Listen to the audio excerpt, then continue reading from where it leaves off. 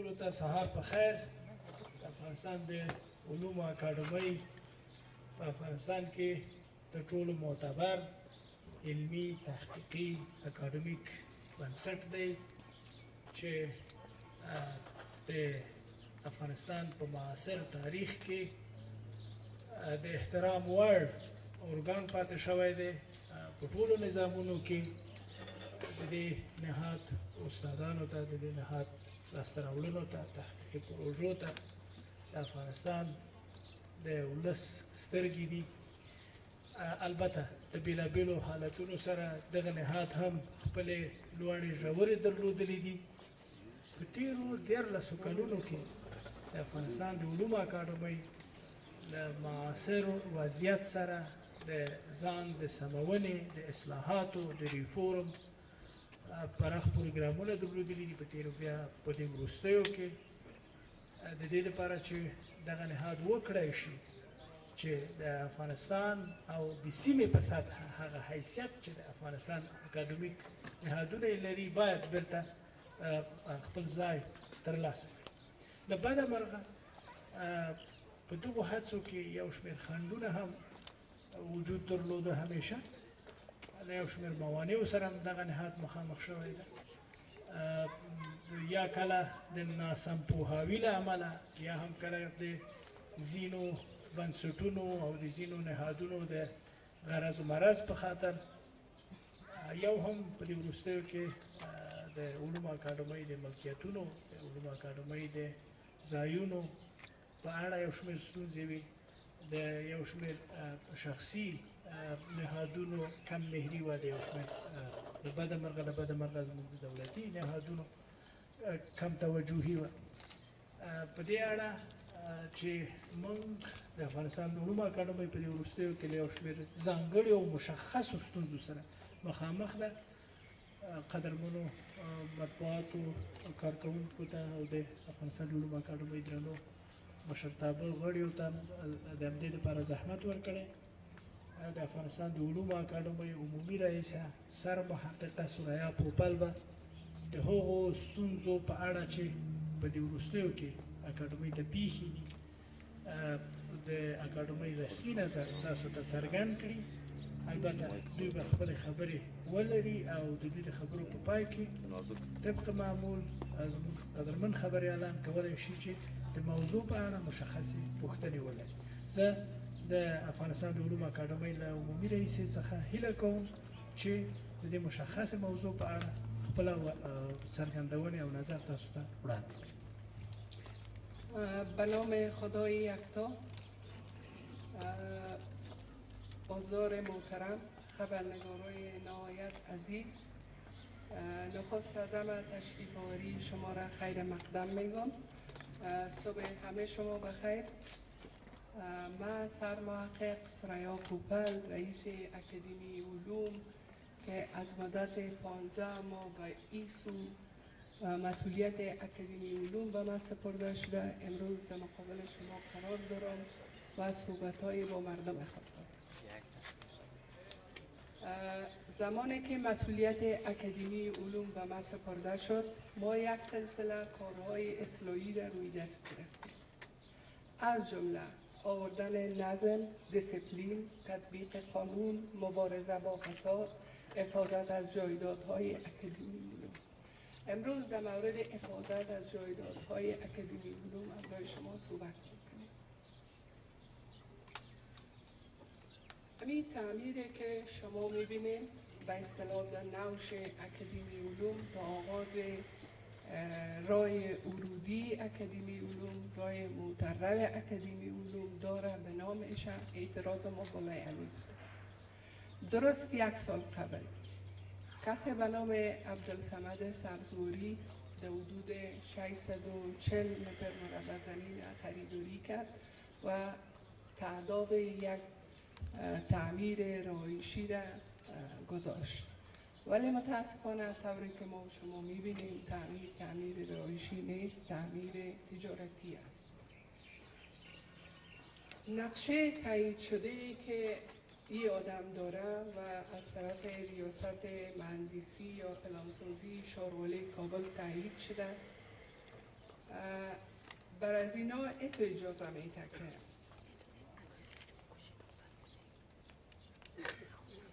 مطابق نقشه ویزا شده در 40% اولی ساختمان خیش را اعمار نماید.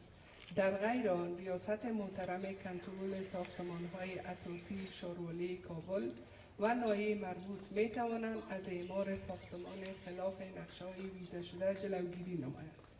مراتب غرض معلومات و اجراءات بعدی به شما ابقام است. این تازه ترین سوال است که ما از ریاست مهندسی و پلانسازی شورولی کابل کردیم. زمانی که اینا کار کرد بدون از اینکه نقشه تایید شده شورولی در دست داشته باشند، درست در آغاز سال دمی فصل سال کار آغاز کردن، ما مشکل امرایشان پیدا کردیم و شورولی کابل مکتوب روان کردیم. اونا انجینیرهای خود روان کردن، جمع انجینیرهای اکادمی علوم و نماینده خود جناب سبزوری بالای امیرای محترم اکادمی علوم یک بحث صورت گرفت.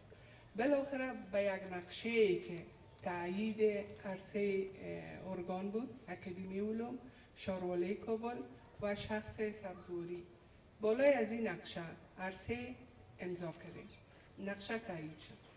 جناب سبزوری در آغاز کوچه دروازه خود که یک بریدگی داشت، این دروازه را راه ساخته بودن. اعتراض ما بالای امی بود. اینا به اساس فیصله شورولی دروازه خود پس امو کجی را در نظر گرفتن. در ضمن و ما به اساس مکتوبی که از شورولی کابل آمد، شورولی کابل نوشته که دروازه ورودی منزل محترم آجی عبدالصمد سبزوری به شکل گل در ساحه نصب گردیده بود. این حق در زمینه بر رویت ساحه معلومات ارائه گردید و عرض کوچه را دادن که 60.70 متر که نقشه تایید شده ما هم ایره نشان میده. در داخل از این نقشه که تایید عرصه را دارند، جناب سبزوری در داخل کوچه دروازه نداشته و باید هم نداشته باشه. قبلا هم دروازه نداشته. بعد از اینا کار خود پیش بردن، دروازه را راه ساختن، مشکل رفع شد، تعمیر بلند رفت. در منزل اول اینا یک پیک را در حدود 2 متر و 10 سانتی در داخل امی کوچه داخل کردن. کوچه که 6.70 متر عرض داره، 2 متر و 10 سانتی، شما تصور کنید که چقدر اخلال رای محترم اکادمی علوم میکنه. جناب سبزوری 640 متر مربع زمین ملکیتش است، ولی ملکیت اکادمی علوم 18,680 متر مربع زمین است. در حدود 11 جریب زمین است. یک قصر تاریخی است، یک قصر مشهور است و این قصر به اساس فرمان رئیس جمهور موزیم اتنوگرافی تحقیقاتی اکادمی علوم است.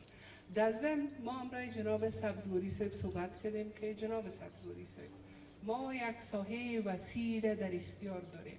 ما میخواهیم یک تالار کنفرانس ها بر خود بسازیم. ما میخواهیم یک بخش سیسمولوژی را اینجا بسازیم. ما میخواهیم یک کتابخانه معیاری در داخل اکادمی علوم داشته باشیم. زمانی که پیک شما به اندازه 2.10 سانتی متر در داخل کوچه که عرضش بسیار کم است ساخته میشه، بدون تردید که پلان‌های ما را در آینده با مشکل مواجه می‌سازند. ما بازم مکتوب نوشتیم به شورولی کابل، نماینده‌های شورولی آمد، قبلا هم همکاری کرده بودن، بالای از این قسمت کار کردن، در روز توقف میدادن ولی در شب این آدم کار میکرد. شورولی کابل 2 مکتوب به حوزه 4 امنیتی داد برای جلوگیری از توقف کار در اوقات غیر رسمی، ولی با تاسف که کار عملی نشد. اینا بالای امو قالبی که ریخته بودن 2 متر و 10 سانتی پیک خود کانکریت ریختن و ما را در یک کار انجام شده قرار دادن. ما اعتراض کردیم، مکتوب نوشتیم بالاخره شاروالی کابل به ما یک مکتوب نوشت که طبق درخواست اکادمی علوم به اندازه 80 سانتی متر پیک مورد نظر تنظیم گردید. موضوع جهت آگاهی شما ارقام یافت. ما در مقابل از این مکتوب عکس العمل نشان دادیم. نوشتیم که طی کدام مکتوب، طی کدام موافقه، آیا اکادمی علوم حق از این داره که جایداد دولتی را، ملکیت عامه را امرای کس موافقه بکنه؟ بدون تردید که نه. بعداً بر ما یک کاغذی که به قلم نوشته شده و از طرف نایه 4 شاروالی مور و تاپه شده، این به اساس از این سند بر از اینا اجازه داده شده و تا پیش هم خواستن که به اکادمی علوم بزنن که گویا اکادمی علوم به این موافقه داره. 2 منزله اینا به این قسم پیش بردن. بعداً بالای اکادمی علوم اینا آرز شدن، بالا به خاطر امی پیک و دروازه، و بعداً معلوم شد از پشت پرده که اینا یک دروازه هم در داخل کوچه اکادمی علوم باز میکنن. اینا آرز شدن به سارنوالی مدنی و حقوق عامه کار بالای از این قضیه آغاز کرد. زمانی که جناب سارنوال صاحب به اکادمی علوم تشریف آوردن، من بهشان گفتم که شما سارنوال هستین و یا که وکیل دفاع جناب سبزواری هستین. متاسفانه به اساس معلومات غلط، به اساس معلومات کاذب، به اساس معلومات ای که جناب سبزواری به سارنوال گفته که من 14.5 متر مربع زمین خود به اکادمی علوم برای کوچه را مجانا به اختیارشان گذاشتیم. 80 سانتی متر پیک اکادمی علوم، ولی اینجا امور راز از اونها افشا میشه و جناب سبزواری در درخواستی خود نوشته میکنه که یک قسمت از پیک مورد بحث در ساحه ملکیتم و بخش در فضای آزاد عریم ملکیتم اعمار گردیده است. با آن هم غرض رفع شکایتشان نایه مربوط را در جریان گذاشتم که تحت مکتوب نمبر 16 98 92 11 برایم اجازه ساختمان پیک به عرض 80 سانتی متر را دادند که مکتوب مذکور قابل ملاحظه است. به اساس از این معلومات غلط، به اساس از این که 14.5 متر مربع زمین به اکادمی علوم داده و به اساس اسنادی که کوشش کرد جناب سارنوال برای از این آدم، اونا گفتن که امی تعمیر از بدنه جایداد شاگوبو جان جدا شده. بناهن این آدم حق داره در این کوچه دروازه داشته باشه. بدون از اینکه به ما مراجعه بکنه، از ما پرسان بکنه، اسناد ما رو ببینه، در یک قسمت این جناب سارنوال نوشته کرده که طوری که قباله دست داشته اداره اکادمی علوم جنای شمالی جایداد اکادمی علوم برای آب و سرک عمومی تحریر گردیده که اداره اکادمی علوم را مبنی بر مالکیت خالصه‌ای که آن اداره محترم در زمینه تردید می نماید، این شک نشان داده. او میگه به سرک وصل است، در حالی که قباله اکادمی علوم دمی موقعیت خانه کسی را به نام عایشه بیگم نشان میده. سر از این کاملا چشم پوشی کرده و میگه که در این کوچه ای از بدنه جایداد شاگوبو جان جدا شده. بنابراین به اساس 3 معلومات غلط و کاذب و غیر واقعی که 80 سانتی متر اکادمی علوم برشان داده، 14.5 متر مربع زمین خودش مجانا به کوچه داده و این تعمیرش از بدنه جایداد شاگوبو جان جدا شده، یک قرار سارنوالی صادر کرد. 2 سارنواله که بالای از این قضیه کار کرد و کسی نیستم که نامه را کتمان بکنم، نامه را افشا میکنم. یکی از سربلند فقیرزاده، دیگه از جان محمد مدار. این 2 نفر می آمدن و می رفتن بر از این آدم اسناد سازی می کردن. از ما به حیث اکادمی علوم که 31 سال از این تعمیر به پول بیت المال خریداری کردیم و من 30 سال است به اکادمی علوم کار میکنم. شاید عینی هستم که در این کوچه کس دیگه جز ما و جز امی یک تعمیر که همسایه ماست کسی دیگه در این کوچه را نداشت. از ما پرسان نمیکنه، حرف ما را نمیشنوه، از ملای مسجد پرسان میکنه که آیا این آدم در این کوچه دروازه داشته یا نداشته. از همسایه ها پرسان میکنه، کدام همسایه ها؟ همسایه‌ای که در دست راست شما است او هم بدون قانون در زمان بدون رعایت قانون در زمانی که این تعمیر تخریب بود و ما وجود نداشتیم از همین خلا استفاده کرده یک دروازه برای خود باز کرده و دیگه اینجا همسایه وجود نداره. صاحب خانه که به سمت چپ ما است این صاحب خانه امروز حضور نداره، در خانهش کرایه نشین میشینه. بنابراین اسناد سازی کردن و قرار صادر کردن که اکادمی علوم ادعای ناق داره. این کوچه ملکیت از این آدم است، این میتونه دروازه هم باز بکنه، این آدم میتونه پیکم داشته باشه و این آدم میتونه که از این را استفاده هم بکنه.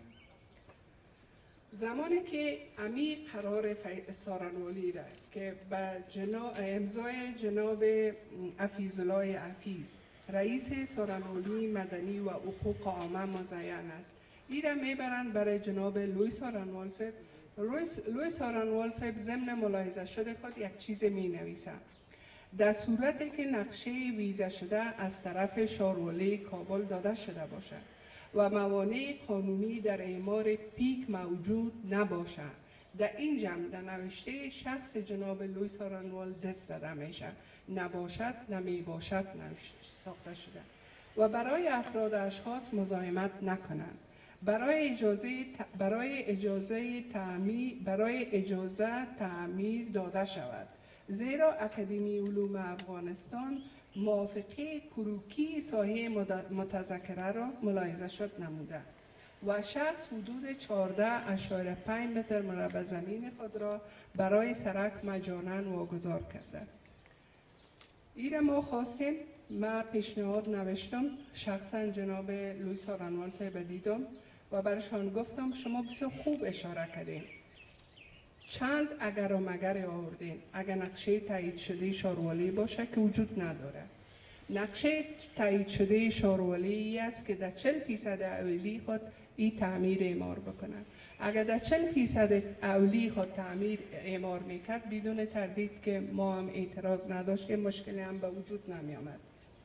دیگه این که در قسمت اعمار پیک شما نوشتین که موجود نباشه، ایران نمی باشد ساخته، دست زده شده. 14.5 متر مربع زمین خود ای آدم به اکادمی علوم نداده. امی کروکی که من قبلا بر شما نشان دادم، امی کروکی که آلت عادی کوچه را نشان میده، امی کروکی امی اعتراض از این را رد میکنه با امی اسناد ساختگی. این آدم کار خود سارنوالی برش اجازه میده کار خود آغاز میکنه. اعتراض که ما دوباره روان میکنیم به لوی سارنوالی، جناب لوی سارنوال و ضمناً ما یک مکتوب میکنیم به محکمه حوزه 2 و میگیم بالای 3 مورد ما اعتراض داریم: باز کردن دروازه در کوچه اکادمی علوم، اعمار پیک 2 متر و 10 سانتی در کوچه موتروی اکادمی و اعمار تعمیر بالای دیوار احاطه‌ای که مشترک است. بالای 3 مورد ما اعتراض داریم و باید در محکمه بالایش غور صورت بگیره و ضمناً اعتراض خود برای شخص لوی سارنوال صاحب خودم شخصا میبرم.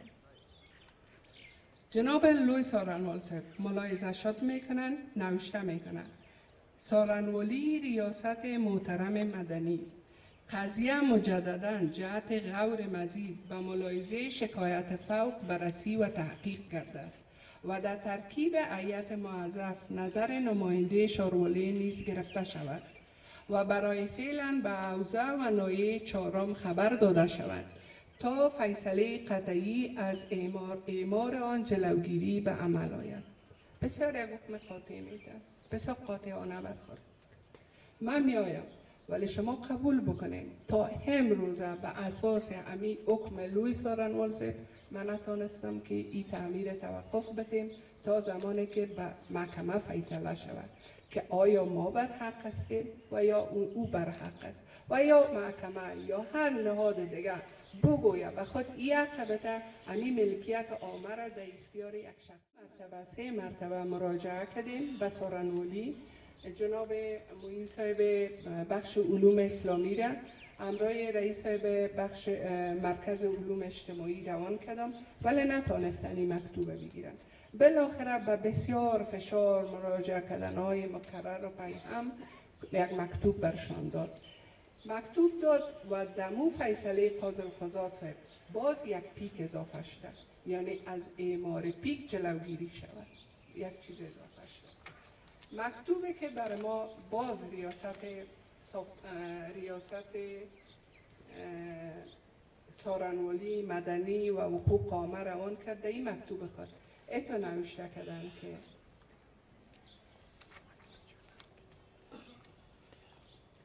در ابتدا اعمار تعمیر و بعدا تنها اعمار پیک متوقف گردید. این مکتوب بعد از مراجعه کردنهای مکرر ما بر ما دادن که این هم عملی نشد. برای جلوگیری از اعمار پیک هم هیچ کس هیچ گام را نبرداشت. به هر مرجعی که ما مراجعه کردیم و ما گفتن که اونا یک قرار دارن، ما گفتیم قرار به اساس معلومات کاذب، به اساس معلومات درست صادر شدن. سارنولی به اساس ماده 129 قانون اساسی است. فکر کنم حق فیصله کردن نداره، فیصله را باید محکمه بکنه. ولی به هر نهادی که مراجعه کردیم گفتن همین سند داره، ما جلوگیری کردن نمی‌کنیم.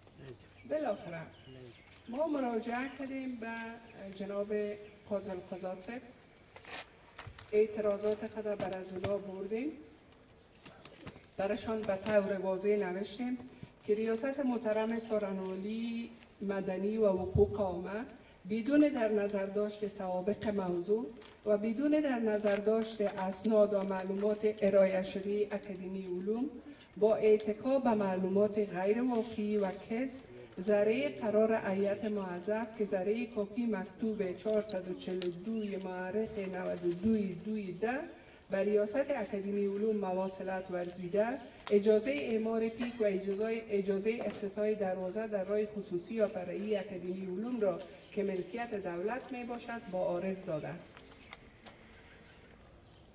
ما بر از اونا گفتیم که ما تنها بالای پیک ما اعتراض نداریم. 3 مورد است که ما اعتراض داریم و به خاطر 3 مورد که در شکل تعمیر تغییر می آید، دروازه است، دیوار است و پیک است، ما اعتراض داریم.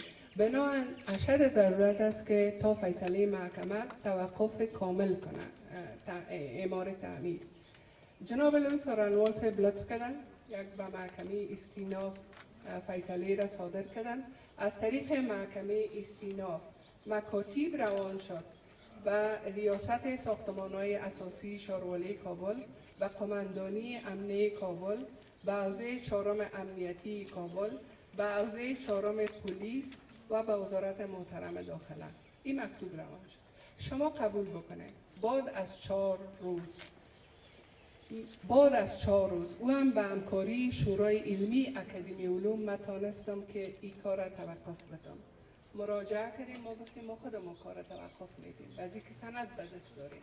ما باید از جایداد اکادمی علوم که جایداد عامه است و امروز در اختیار اکادمی علوم قرار داده شده، ما باید دفاع بکنیم و تا زمانی که محکمه فیصله میکنه این توقف بدیم. بعدا از شارولی هم نفر آمد، از وزارت داخله هم حکم کردن پرسونل لوای 4 وزارت داخله در حوزه ما را محافظت میکنه به خاطر وزارت داخله، به اینا حکم دادن که همکاری بکنن کار توقف بدن. شما قبول بکنید برای 6 روز کار توقف داده شد، صرف 6 روز. بعد از 6 روز این آدم باز کار شروع کرد. ما شورای علمی فیصله کرده بودیم که خود ما از این کار جلوگیری میکنیم. دانشمندای اکادمی علوم، هیئت رهبری اکادمی علوم، شورای علمی اکادمی علوم خود ما بیرون برآمدیم و کار توقف دادیم. شما قبول بکنید که جناب سبزواری و بسیار گستاخی و بسیار بی‌ادبی کسایی را که برای توقف کار رفته بودن مورد لط و کوب قرار دادن. مدیر حفظ مراقبت مرا با مشت لغت زد، خشت بالایش بالا کرد، برش گفت که نوکر ماشخور دولت، امروز مامور دولت بودن و معاش دولت گرفتن خجالت است، عیب است، دو است، دشنام است که ما خوردیم. کار توقف شد، ما آمدیم و یک مکتوب به ولایت کابل روان کردیم به قماندانی امنیت که یکی از کارمندای اکادمی علوم مدیر حفظ مراقبت ما را شخص سبزواری مورد لط و کوب قرار داده. شما قبول بکنید. هیچ کس مراجعه نکرد، هیچ کس جلب نکرد. ما چند روز قبلش به سارنوالی مکتوب روان کرده بودیم. خودم شخصا رفته بودم که یکی از کارمندای اکادمی علوم که حفاظت میکنه از جایداد اکادمی علوم که جایداد عامه است مورد لط و کوب شخص سبزواری و حتی پلیس مورد لط و کوبش قرار گرفته. ولی شما قبول بکنید یک کس نامد، یک کس نگفت که در رگ مامور دولت خون جریان داره یا آب جریان داره. ولی قبول بکنید که 2 روز بعدش به تعداد حدود 30 نفر یا بیشتر یا کمتر سارنوال مسئولین نظامی به دفتر ما آمدن، 6 تا گفتن ما آمدیم سبزواری اعتراض داره، شما رفتین به حریم شخصیش داخل شدین، کارش توقف دادین، لط و کوبش کردین. من حیران ماندم که من اسناد در مقابلشان انداختم. من از او کده پیشتر اعتراض خود به قماندانی روان کردم. آیا در رگ دانشمند